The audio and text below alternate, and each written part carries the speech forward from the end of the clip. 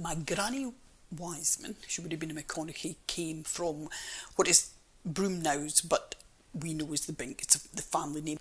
She was one of 12 children. You know, they just lived in a traditional house. Bink was just your 2 up, 2 down.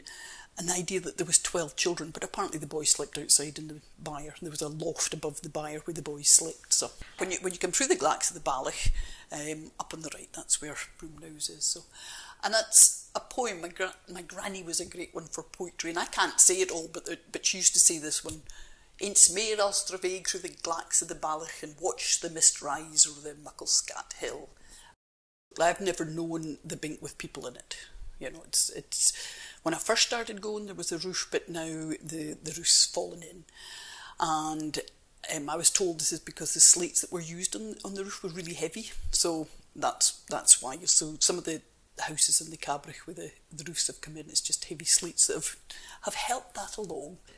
There's as I say, the roofs come in the house, so you've got the gable walls and some of the house walls as well, and the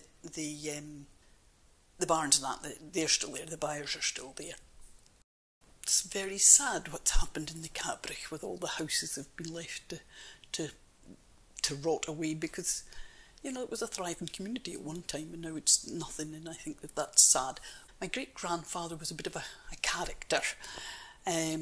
He farmed, it was rented, and every year he would take half an acre back from the heather and ferns or whatever was there, and he would take it back into agricultural use.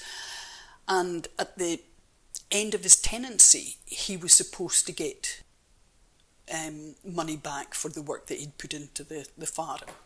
And of course the laird said, no, I'm not going to do that. So my great-grandfather took him to the High Court in Edinburgh, and he didn't employ a solicitor or a lawyer or whatever. He represented himself, and he won against the laird, which I just love that the wee farmer, you know, in the Cabrach takes on the big wig and wins. So Peter McConaughey. So and I mean, there's so many stories of him. He went out. Most of his children went abroad. I think there's maybe just a couple of them that stayed in Scotland. So he went off to Canada to visit his relatives, or his son, daughter in Canada, and he got to the railway station and they weren't there to meet him. Oh, well, I'm not hanging about here, so he walked to their home. But this time his child had arrived to pick him up, and he wasn't there, and they're like, oh my God, what are we going to do? Anyway, they got back and he was sitting on the porch waiting for them. So, and also when he died, he didn't give his money to his children. He gave it to Aberdeen University, with the idea that if any of his relatives went to university, they would be able to access the fund.